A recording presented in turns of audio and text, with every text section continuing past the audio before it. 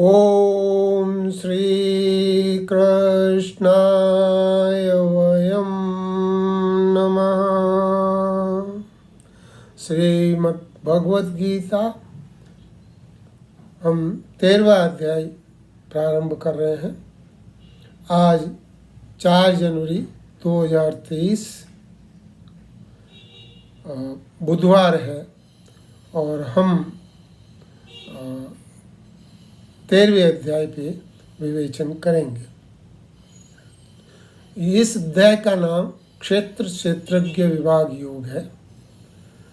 आपको पहले बताया था कि अगर 18 चैप्टर जितने हैं हमारे गीता के, इनको अगर 3-3 भाग में डिवाइड कर दें तो पहले 6 अध्याय, फिर 6 से 12 और 13 से 18।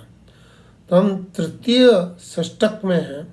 प्रथम षष्टक में अहम के ऊपर चर्चा हुई थी और द्वितीय षष्टक में ब्रह्म के ऊपर चर्चा हुई थी। अब तीसरे षष्टक में अस्मि, ब्रह्म और इस संसार का क्या रिलेशन है, मैं, अहम, मैं या ये संसार, और ब्रह्म, इसका जो रिलेशन है वो अस्मि। तो ये अब 13 से लेके 18 अध्याय इसके बारे में बात करेंगे और बहुत ही रोचक टिप्पणियां हैं, बहुत ही रोचक। ये वेदों में जो वेदांत होते हैं, तो वेदांत की कई सारी बातें यहाँ पर आएंगी और वेदांत के बहुत सारे शब्द भी यहाँ पर हमको जानने को मिलेंगे। तो इसको बड़े ध्यान से हम सुने, समझें और इसके अंदर पता करें कि भगवान यहाँ पर क्या कह रहे हैं। पहले हम पहला श्लोक लेते हैं। ओम श्री परमात्मने नमः। श्रीमद् भगवद गीता अथ त्रयोदशोऽध्यायः।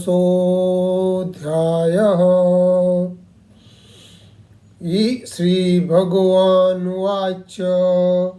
इदं शरीरं कौन्तेय क्षेत्रमेत्य विधीयते एतद्यो वेति तं प्राहुः क्षेत्रज्ञ इति तद्विदः।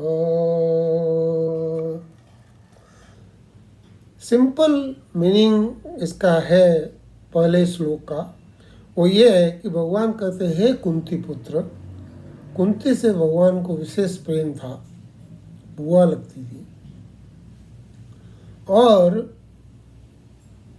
अर्जुन का उसके कारण कई जगह पार्थ बोला है, कई कुंती नंदन बोला है, यहाँ कुंती नंदन बोला है, कौन्तेय। तो हे अर्जुन, हे कुंती पुत्र, इदम शरीरम, यह शरीर, इदम शरीरम, यह शरीर कहे जाना वाला जो है, इसको क्षेत्र कहते हैं और इस नाम से इसको पुकारा जाता है। और इस क्षेत्र को जो जानता है उसको ज्ञानी लोग क्षेत्रज्ञ बोलते हैं। तो एक हो गया क्षेत्र, एक हो गया क्षेत्रज्ञ। अब इसको थोड़ा सा हम डिटेल में जानने की कोशिश करते हैं कि ये क्या है। देखिए, जब हम कहते हैं कि ये टेबल है, ये कुर्सी है, ये साइकिल है, ये किताब है, यह, तो यह मतलब कि ईदम। और ऐसे ये शरीर को भी ईदम बोला है क्योंकि अहम अलग है, अहम आत्मा है और ईदम शरीर है।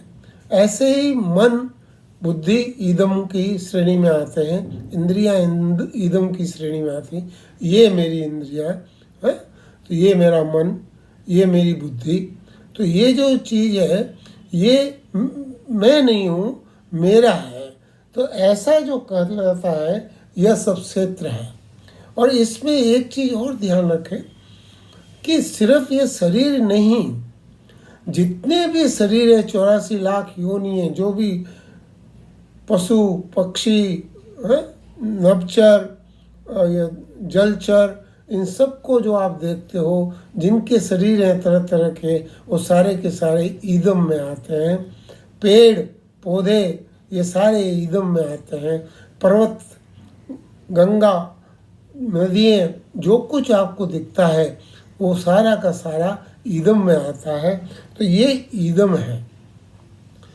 और यहाँ पर बहुत सारे प्रश्न हमारे मन में उठते हैं कि इसको क्षेत्र क्यों बोला गया है, ये कहाँ से आया है, कैसे उत्पन्न हुआ है, ये इनमें क्या क्या विकार हैं, और इनमें क्या क्या विकारों की वृद्धि होती है, ये क्षेत्र कितना बड़ा है कितना छोटा है, इसका आकार क्या है। अब 84 लाख योनि, मनुष्य का शरीर अलग है, पशु पक्षियों का शरीर अलग है, तो जलचर के शरीर अलग हैं। तो ये जो शरीर है ये कैसा है, इसका आकार क्या है, और ये उपजाऊ है या नहीं है, क्या क्या है, और ये अगर क्षेत्र है तो फिर इसका स्वामी कौन है, क्योंकि क्षेत्र है तो क्षेत्र का कोई स्वामी होना चाहिए। तो ये सारे प्रश्न हमारे मन में उठते हैं। तो इन सब का उत्तर हम जानने की कोशिश करेंगे। पहली चीज तो ये है कि क्षेत्र की एक विशेषता है। विशेषता क्या है कि उसमें 6 तरह की परिस्थितियां आती हैं। एक क्षेत्र होता है वो जन्म लेता है, कोई भी क्षेत्र है, ये पृथ्वी है तो इसने भी कभी जन्म लिया है। कहते हैं सूर्य से अलग होके ये पृथ्वी, तो ये सूर्य का ही हिस्सा है। तो कहते हैं कि ये जन्म लेती है, कोई भी शरीर है वो जन्म लेता है, फिर वो वृद्धि को प्राप्त होता है उसके अंदर, फिर एक बालक का एक स्टेज आती है, और फिर प्रौढ़ता आती है, और फिर वृद्धि होना रुक जाती है, वृद्धि होना रुक जाती है, टूटना फूटना शुरू कर देता है, और उसके बाद में मृत्यु हो जाती है। तो ये जो 6 विकार हैं, जन्म, वृद्धि, बालक, प्रौढ़ता और अधिक्य और मृत्यु, ये 6 इसमें देखे जा सकते हैं। अब ये हमारे शरीर में तो हम जानते हैं कि ये सब चीज़ें होती है, लेकिन पृथ्वी के बारे में कैसे बोलेंगे, कि किसी के बारे में कैसे बोलेंगे। मान लीजिए टेबल है, तो टेबल का कभी न कभी जन्म हुआ, इसको बनाया गया। इसके अंदर फिर क्या है कि वृद्धि इसके अंदर कुछ होती नहीं है, लेकिन ये कई सारे टाइम तक चलता है, और प्रौढ़ता और ये नहीं होता है, लेकिन एक समय जाके फिर ये टूटने लगता है, और ये जो अपने मृत्यु को प्राप्त होता है। तो ये जो चीज़ें हैं ये विकार इनमें है। ऐसे ही जो पृथ्वी है ये कभी जन्मी है, कभी ये आग का गोला रहा, उसके बाद के अंदर इस गैसेज वगैरह होते होते, और फिर इसके अंदर पृथ्वी के अंदर कभी किसी समय में जब पूरा पानी, कहते हैं पूरा पानी था पृथ्वी के ऊपर, उस समय कहीं थोड़ी सी जगह हुई, वहाँ घास उग गई, और वहाँ से फिर पृथ्वी के ऊपर ये सारी चीज़ें आने लगी, और फिर मनुष्य आया, और ये जो है ये बालक, प्रौढ़ता ये आती है, और फिर ये टूटने लगता है। तो ये जो चीज़ें हैं, और आखिर में जाके ये रहेगा नहीं। तो ये जो चीज़ें हैं ये क्षेत्र के बारे में विशेष रूप से कही जाती है। चूँकि क्षेत्र है तो क्षेत्र को जानने वाला कोई होगा, क्षेत्र को जानने वाले को क्षेत्रज्ञ बोला गया है। और इसी से कई सारी चीज़ें गीता के अंदर आई हैं, और वो इसमें भी आएंगी। क्षेत्र, क्षेत्रज्ञ, ज्ञान, ज्ञेय, ज्ञान क्या होता है, ज्ञेय क्या होता है, प्रकृति क्या होती है, पुरुष क्या होता है, शरीरी क्या है और शरीर क्या है। ये दूसरे अध्याय में भी हमने देखा था कि शरीरी बोला गया उसको, जो इसके अंदर आत्मा को शरीरी बोला गया है। और फिर कहीं पर हम देखेंगे कि जीवात्मा परमात्मा इसमें क्या फ़र्क है, अध्यात्म ज्ञान क्या है, तत्व ज्ञान क्या है, इस तरह की सारी चीज़ें इसके अंदर आएगी। और ये जो जीव जिसको हम बोला है, जो क्षेत्रज्ञ है, जो इसको जानता है, जब इसमें विकार नहीं होते हैं तो इसको हम क्षेत्रज्ञ बोलते हैं, लेकिन जब इसमें विकार आ जाते हैं तो इसको हम जीव बोलते हैं। तो जीव जो है वो हमारे एक बोलने का तरीका है, पर इसका मतलब ये नहीं कि जीव कोई चीज़ है। जीव भी वही आत्मा ही है, लेकिन जीव के अंदर थोड़े विकार हैं। जैसे कि एक क्रिस्टल क्लियर जो होता है उसमें कोई रंग नहीं होता क्रिस्टल का, लेकिन अगर हरे कपड़े पे रखेंगे तो हरा दिखता है, लाल कपड़े पे रखेंगे तो लाल दिखता है, पीले पे रखते हैं तो पीला दिखता है। तो ये जो उसका रंग है वो उसमें आ जाता है। तो ये जो ऐसे ही ये जब आत्मा है, इसमें जब कोई रंग आ जाता है, मतलब अहंकार कहता है कि मेरा नाम ये है, मैं ये हूँ, मैं आदमी हूँ, मैं पुरुष हूँ, मैं इस जाति का हूँ, मैं उस जाति का हूँ, ये सारे विकार जब आते हैं तो हम इसी को जीव बोलते हैं। आत्मा और जीव में कोई फर्क नहीं पड़ता है। यही आत्मा जब हम बात करते हैं कि ये साक्षी है, तो ये किसी को देखता है, इसलिए इसी का नाम साक्षी हो जाता है। शरीर में कर्म होता है, कर्म प्रधानता है क्षेत्र की। पृथ्वी में भी बार बार चीज़ें चेंज होती रहती हैं, कभी आंधी है, तूफान है, गर्मी है, सर्दी है, तो ये सारे जो चेंज होते हैं, तो ये कर्म जो होते हैं, कर्म के कारण ये कर्ता कहलाता है जीव, और भोक्ता, वो भोग के कारण इसको भोक्ता भी कहा गया है। और अनुमंता, अनुमंता ये एक्चुअली क्या है कि आत्मा कुछ करता नहीं है, न कुछ कहता है, लेकिन कहीं कहीं पे हमको लगता है कि जब वो चुप रहता है तो इसका मतलब उसने इसके लिए हाँ भरी है। जब ऐसी कोई बात होती है तो हम उसको अनुमंता कहते हैं। अब ये क्षेत्र चलता कैसे है? तो क्षेत्र जो चलता है एक ये कंपन से चलता है। पृथ्वी में भी कंपन है, किसी भी चीज़ में कंपन होता है। कंपन किसी में दिखता है, किसी में नहीं दिखता है। जैसे पत्थर है, इसमें कंपन हमको नहीं दिखता क्योंकि बहुत हल्का होता है तो नहीं दिखता है।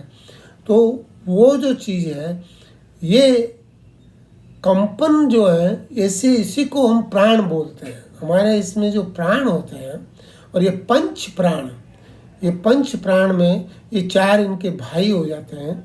एक तो प्राण है खुद ही, और उनके चार भाई क्या हो गए? अपान, व्यान, समान, उदान। ये 5 तरह के प्राण हैं जो इस शरीर में रहते हैं, और वो शरीर अपनी अपनी क्रियाएं करते हैं। तो इनके बगैर कोई क्रिया हो नहीं सकती। इनके बगैर, प्राण के बगैर आपको आत्मा भी नहीं दिखेगी। आप बोलेंगे वो तो चली गई। तो ये जो चीज़ें, ये शरीर पड़ा है लेकिन आत्मा तो चली गई, वो जीव जो था वो तो चला गया। तो जब प्राण चले जाते हैं तो हम बोलते हैं आत्मा भी चली जाती है। आत्मा और प्राण का बहुत कंपन जो होता है, इसका बहुत साथ है। तो ये जो चीज़ है ये हमें यहाँ समझनी चाहिए। इतना अगर हम समझते हैं तो हम समझ आएंगे कि क्षेत्र क्या है, कि ये शरीर जो है इसको क्षेत्र बोला गया है। और 84 लाख योनियाँ, इतने शरीर हैं, इतने ही पेड़ पौधे हैं, और उन सब को शरीर है ये।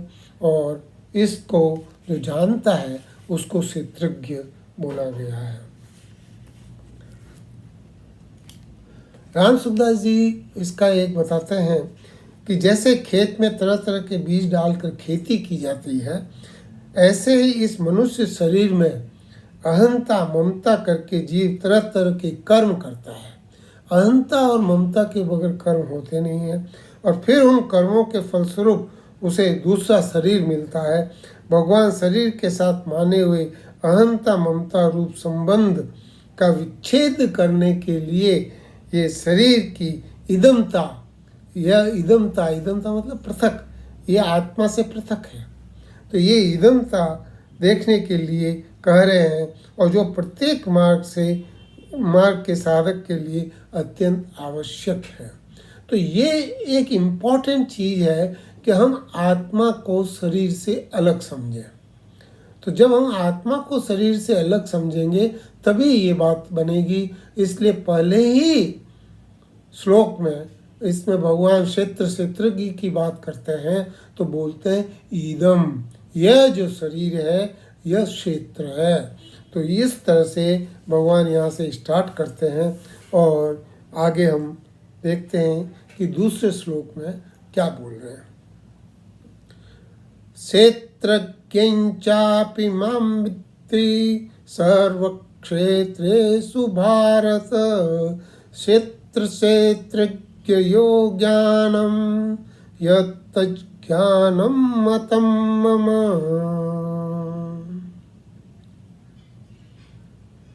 हे अर्जुन सुन, तो संपूर्ण क्षेत्रों में क्षेत्रज्ञ मुझे ही समझ। अब भगवान ने यहाँ पर बोल दिया कि ये मत समझना कि सब आत्माएं जो हैं वो क्षेत्रज्ञ हैं। भगवान बोलते हैं कि मुझे क्षेत्रज्ञ समझ।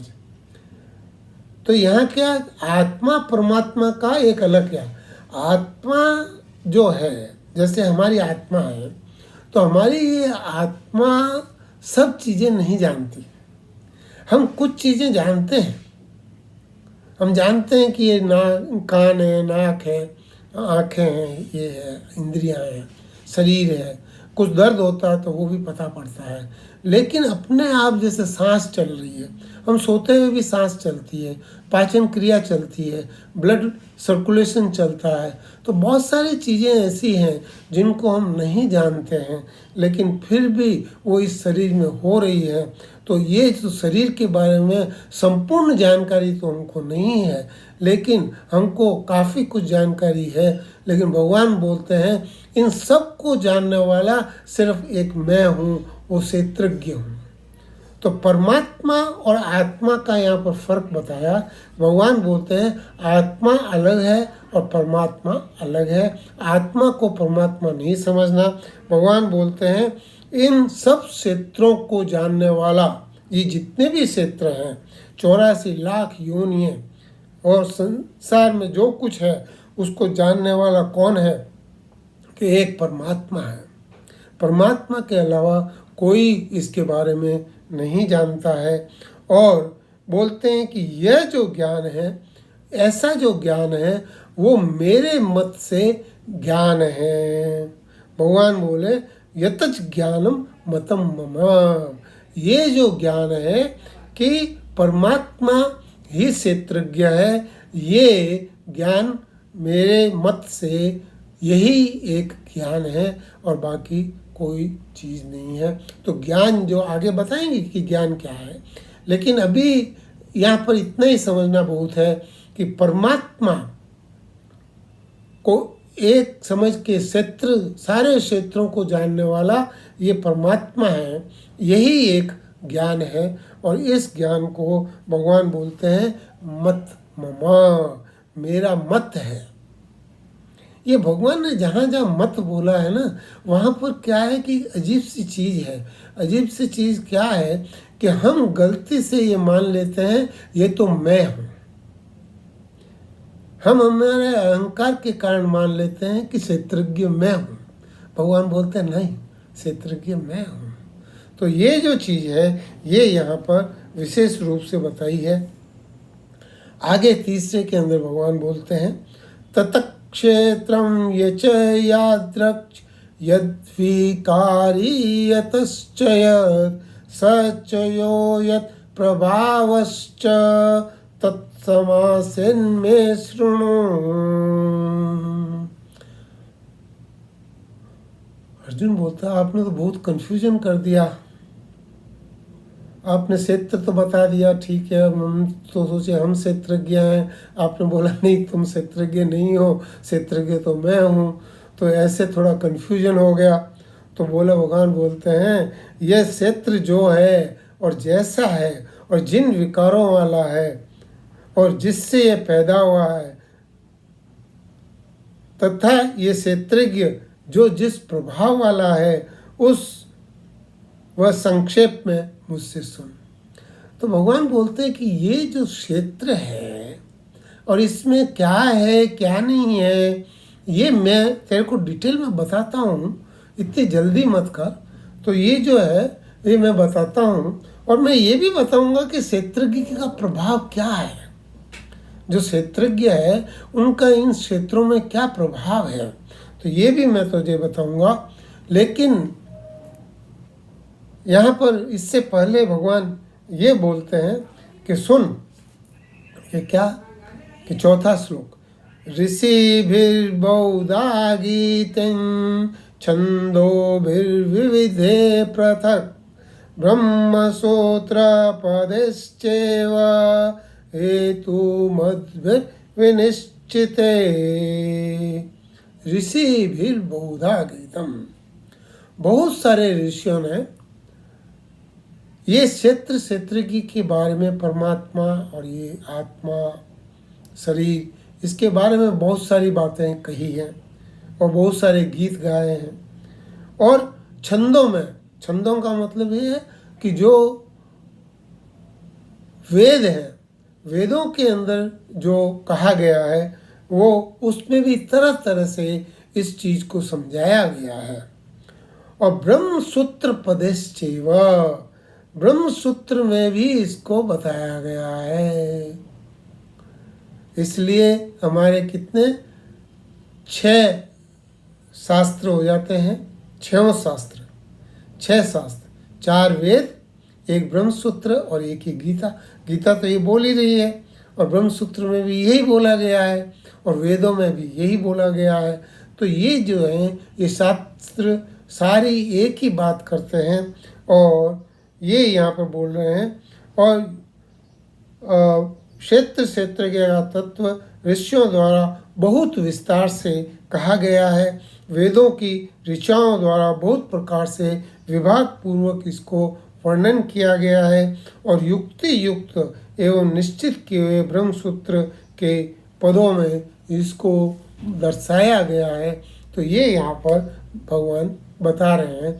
तो भगवान बोलते मैं पहली बार नहीं बोल रहा हूँ, तो ये मत समझना कि मैं पहली बार बोल रहा हूँ, ये तो पहले से आता गया है, और जो ये पहले से आया गया है उसी को मैं वापस रिपीट कर रहा हूँ। ऐसा कुछ वो नहीं है। यहाँ पर हमारे सनातन धर्म में एक बड़ी विशेषता है, यह नई बात का उतना महत्व नहीं होता है जितना परंपरागत जो वेदों में जो कहा गया है, पुराणों में जो कहा गया है, उनको ज़्यादा महत्व दिया गया है, और उसको ही कहा गया है कि वो ही अंतिम प्रमाण है। कोई वेद वाद विवाद होता है ना, तो उसके अंदर जो अंतिम प्रमाण है वो हमारा शास्त्र होता है, और उसी शास्त्र का अंतिम प्रमाण समझा गया है। तो यहाँ भगवान इम्पोर्टेंस बता रहे हैं कि ये 6 शास्त्र जो हैं, इन 6 शास्त्रों में जो बोला गया है वही प्रमाण है, और मैं वही चीज़ बता रहा हूँ और उसके अलावा कुछ नहीं बता रहा। तो अब क्या कहते हैं 5वें श्लोक में, वो हम देखते हैं। महाभूतान्यहंकारो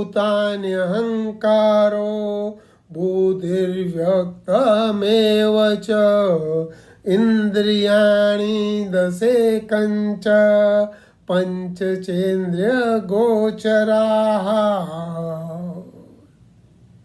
लीजिए साहब, एक श्लोक के अंदर भगवान ने उन पूरे 24 तत्व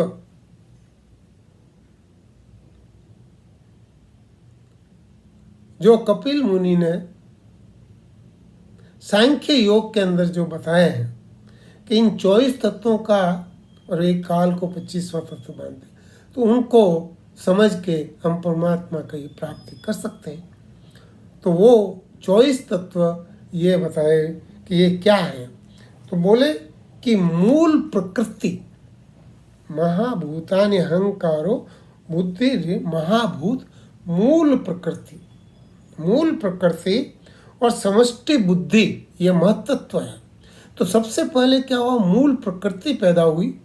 प्रकृति मतलब कि ये पूरा समष्टि संसार, ये संसार की एक प्रकृति है और ये अपने हिसाब से चलता है, इनके अपने नियम हैं। तो ये मूल प्रकृति है और इसके अंदर जो जो चीज़ें हैं वो महतत्व है।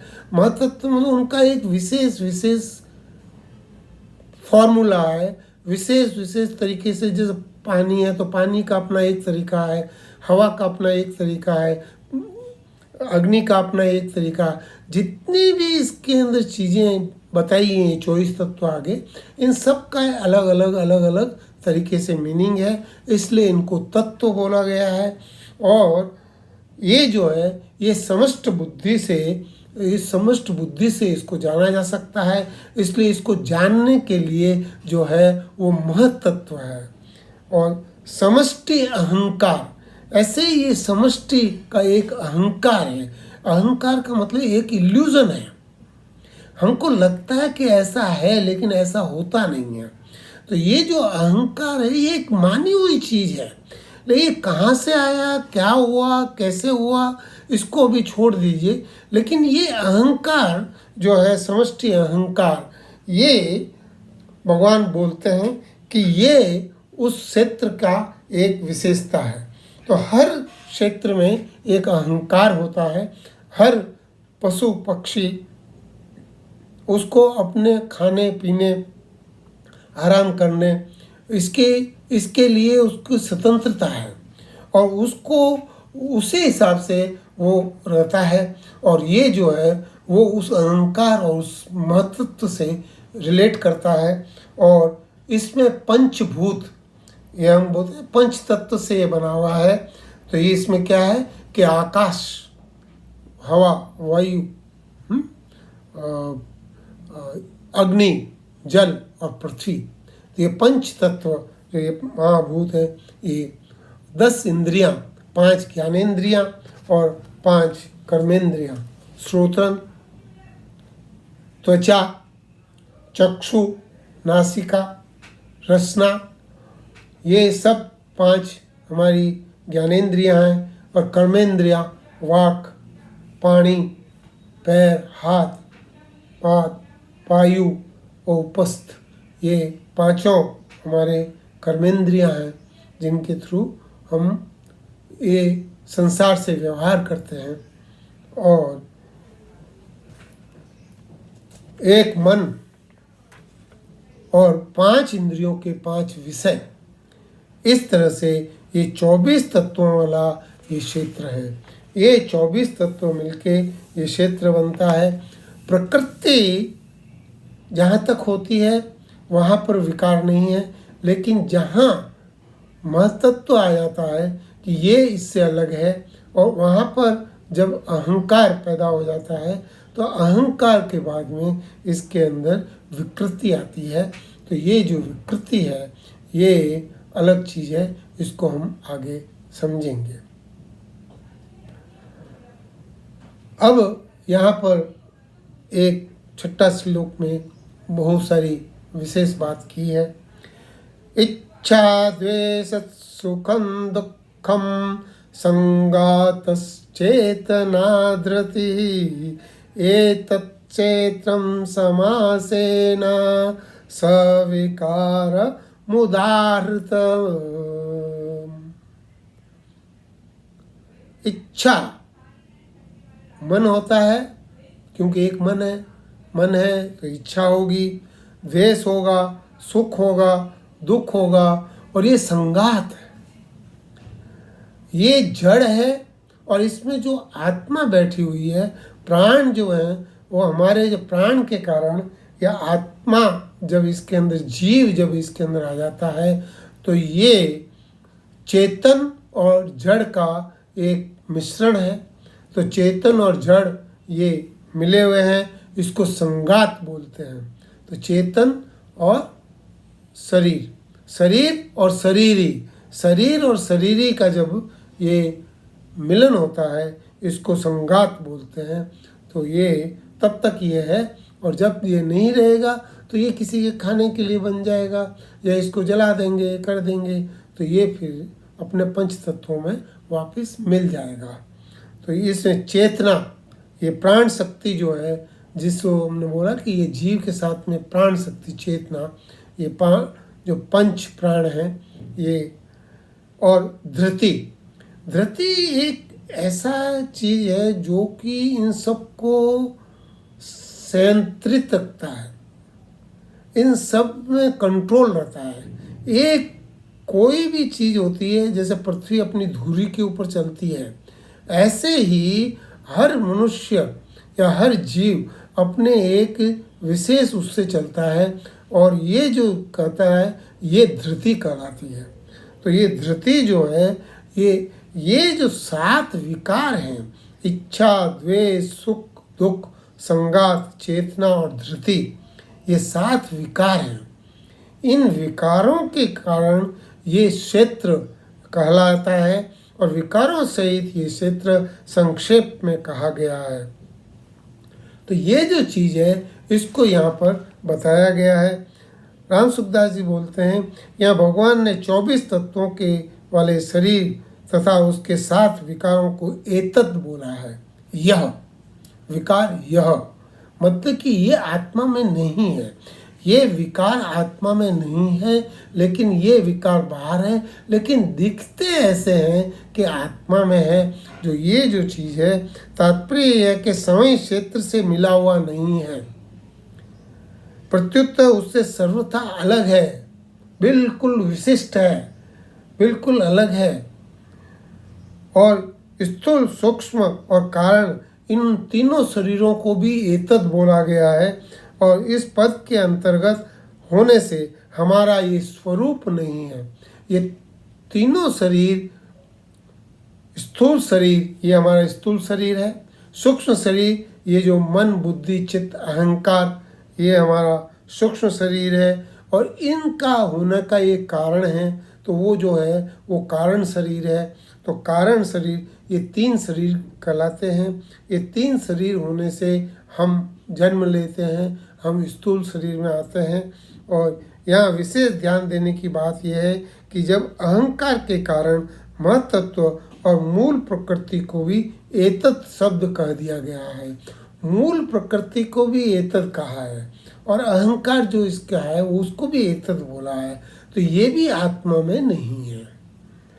तो फिर अहंकार एतत् होने का कहना कि अहम के समीप महत्त्व है, अहम के बिल्कुल क्लोज में ये महत्त्व है, और महत्त्व के कारण ये प्रकृति जो पहचानी जाती है, इसके कारण इसको एतत् क्षेत्र में कहा गया है।